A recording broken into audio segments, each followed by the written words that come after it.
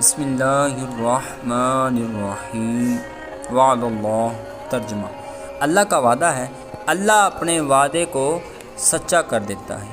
یعنی اللہ تعالیٰ نے رومیوں کے فارس والوں پر غالب آنے کا وعدہ فرمایا ہے، اور اللہ عز و جل کی شان یہ ہے کہ وہ اپنے کسی وعدے کے خلاف نہیں کرتا، کیونکہ اس کا کلام سچا ہے اور اس کا جھوٹ بولنا قطعی طور پر محال ہے۔ لیکن اکثر کفار اپنی جہالت کی وجہ سے اس بات سے بے علم ہے کہ اللہ تعالیٰ اپنا وعدہ پورا فرماتا ہے۔